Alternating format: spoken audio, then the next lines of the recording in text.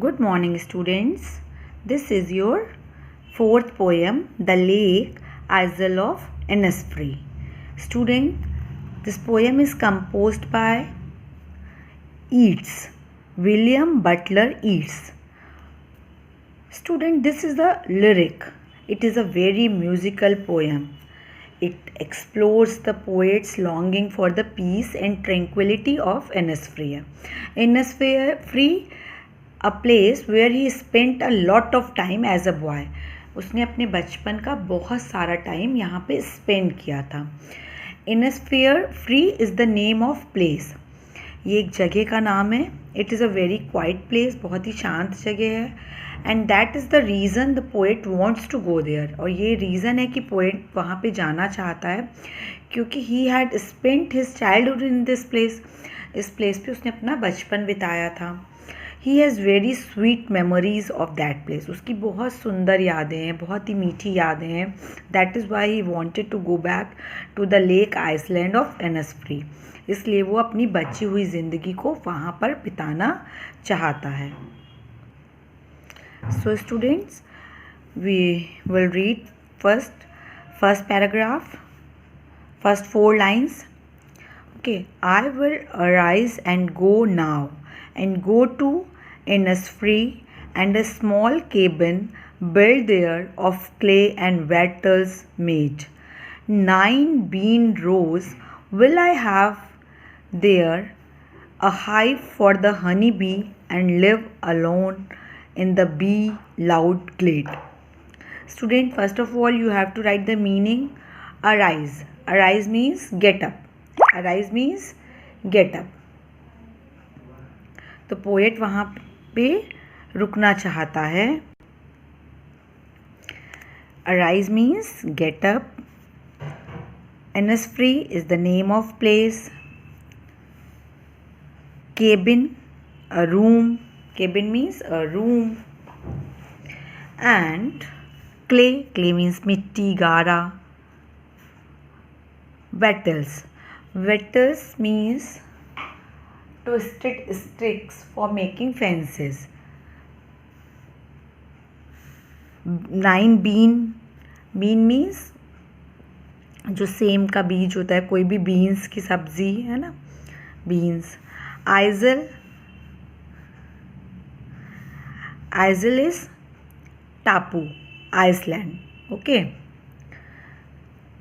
सो student, poet जो है वहाँ पर जाना चाहता है. कहाँ पे? जो इनिस्फ्री का झील टापू है उसमें जाना चाहता है. वो कहता है कि वो वहाँ जाकर उसे बहुत ही शांति मिलेगी, इसलिए वो वहाँ जाना चाहता है.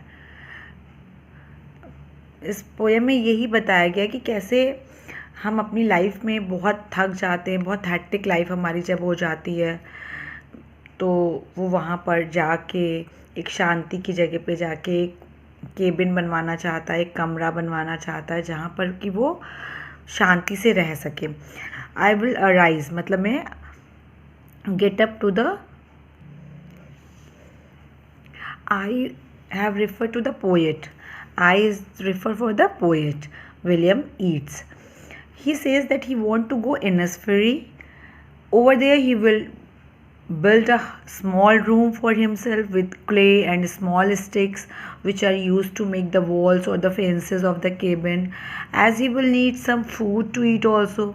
So he will grow 9 rows of beans near his room. Also he will get some honey from the honeybee's hive. He says that the open space where he will build the room will be full of buzzing sound of the bees, and over there he will be live all alone in peace of tranquility.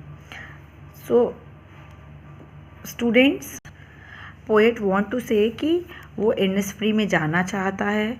वो अपनी ये जो जब हम अपनी city की life से, अपने शहर की लाइफ से बहुत थक जाते हैं, बहुत परेशान हो जाते हैं, तो हम शांति की खोज में किसी एकांत स्थान पे जाना चाहते हैं। तो वो अपना कहाँ एकांत स्थान पे जाना चाहता है? जहाँ पे वो अपने बचपन में जाता है poet.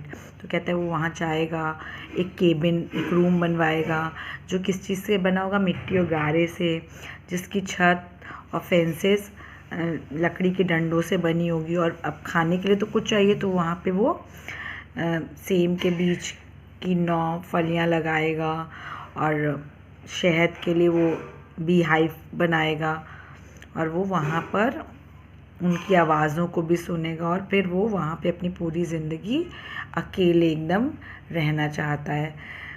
Glade means open space है ना, तो वहाँ पे एकदम खुली खुली जगह पे अकेले रहना चाहता है, शांति चाहता है। वो अपने जीवन का आखिरी क्षण एकदम शांति से बिताना चाहता है, इस शोर भरी जिंदगी से दूर। Now I am going to read second stanza. And I shall have some peace there. Okay, peace there, for peace comes dropping slow, dropping from the vales of the morning to where the cricket sings, the midnights all a glimmer, and a noon a purple glow, and evenings full of the linnet's wings. So student, first of all you have to understand the meaning. Veils. Veils means a piece of fine material. आपने देखा होगा शादी वादी के समय दुल्हन पहनती है, क्रिश्चियन शादी में आपने देखा होगा कि जो आगे गिरा हुआ रहता है, घूंघट जिसे कहते हैं, that is called a well.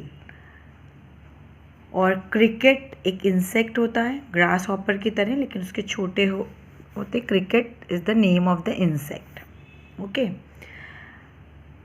और linnet, linnet means a small brown and grey bird with a short beak. Glimmer. Glimmer means something which is shining. Something which is shining. So student, in this stanza the poet says that when in Innisfree he will feel peaceful, and he says that the feeling of peace is felt slowly and gradually. He describes how he would feel peaceful.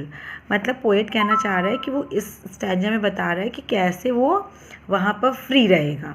अब वो धीरे धीरे अपनी इस feeling को बता रहा है कि कैसे वो धीरे धीरे, ग्रेजुअली, धीरे धीरे जो है वो पीस, अपने माइंड का पीस मिलेगा उसे। He describes how he would feel peaceful. वो बताना चाह रहा है कि वो कैसे पीसफुल रह सकेगा। In the morning time, in the morning time क्या होगा कि when it is cloudy and the view is not very clear, मतलब धुंधला सा मौसम होगा, क्लाउडी होगा, वेदर क्लियर नहीं होगा, then it will appear as if the morning has worn a veil. ऐसा लगता है कि सुबह जो है घूंघट पड़ा है। जब किसी के चेहरे पे घूंघट होता है, वेल होता है, तो आप उसका चेहरा पूरा प्रॉपर एकदम क्लीन नहीं दिखेगा। तो कह रहा है कि सुबह के समय जब बादल छाया हुआ, तो ऐसे लग रहा है कि बादलों के ऊपर वेल पड़ी है, जिसने उसके अपने अंदर हिडन इटसेल्फ, उसने अपने आप को छुपा लिया है ना। वेल्स इन द मॉर्निंग, उसने अपने आप को छुपा लिया है।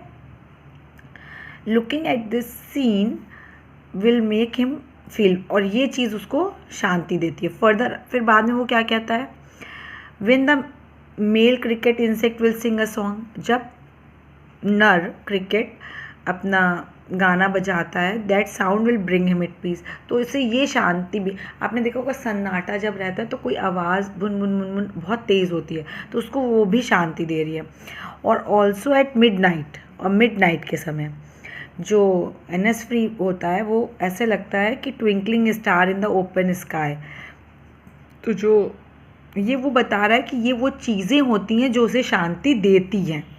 क्या क्या चीज़ें होती, पहले उसने बताया कि जब सुबह के समय पे क्या होता है, the cloudy weather, the weather is cloudy, it looks कि जो वेल पड़ा हुआ है उसके क्लाउड्स के ऊपर घूंघट पड़ा हुआ है, जिसकी वजह से वो धुंधला धुंधला दिख रहा है, क्लियर विजन नहीं है, तो ये चीज़ उसे शांति देती है।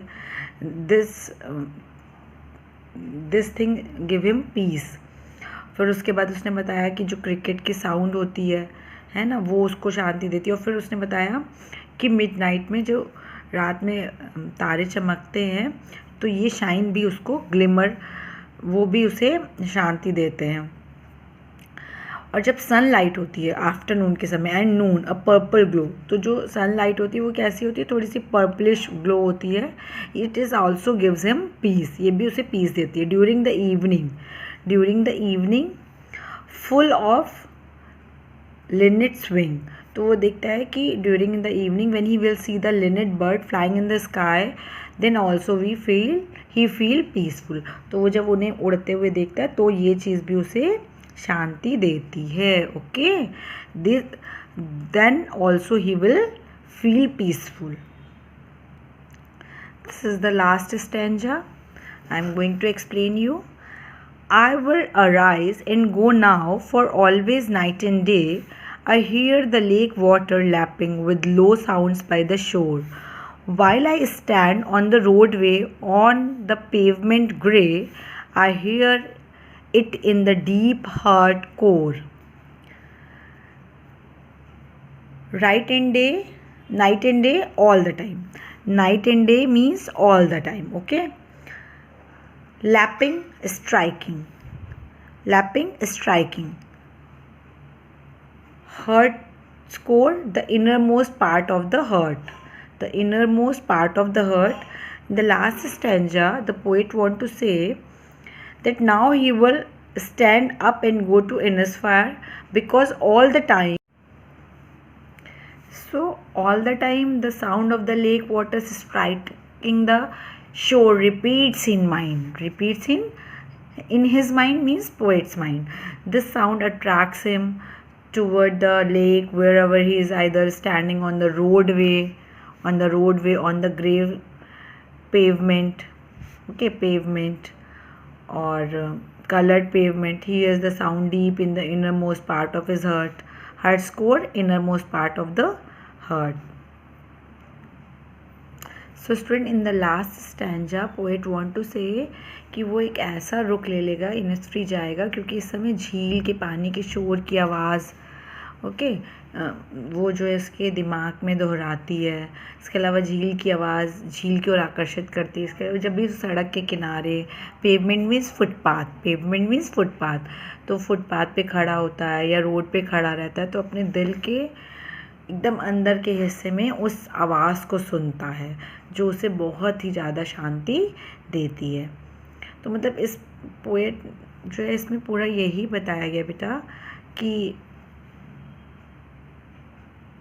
मतलब जो नेचुरल सीन होते हैं, नेचुरल इफ़ेक्ट्स आपको बहुत ही शांति देते हैं, बहुत आप पीसफुल, आपका माइंड हो जाता है, ये बताने की कोशिश पूरी की है पोएट ने।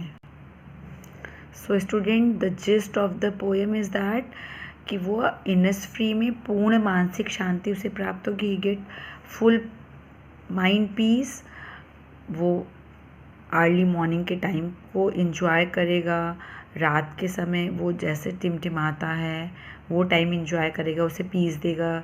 दोपहर के समय एट द टाइम ऑफ नून वो एक पर्पलिश कलर का हो जाता है, वो भी उसे अच्छा देगा। शाम के समय लिनेट छोटी बर्ड से आवाज़ से, चिड़ियों से भर जाता है और पोएट कहता है कि वो हमेशा के लिए वहाँ चला जाएगा और पूरी टाइम द होल लाइफ वो वहाँ पे अट्रैक्ट रहेगा, झील के पानी की छमछम करती आवाज़ों को सुनेगा और इन आवाज़ों को अपनी हृदय की गहराइयों तक सुनेगा, the deep of his mind. Okay, so student, you have to learn this poem, learn 4 line, any 4 line you learn, as well as you have to also do the question answer जिसे मैं पहले भी आपको भेज चुकी हूँ। ठीक है, तो आपका ये पोएम का कोर्स यहाँ पे फिनिश हो रहा है, हाफ ईयरली कोर्स पोएम का in prose book, bee hive book. Okay.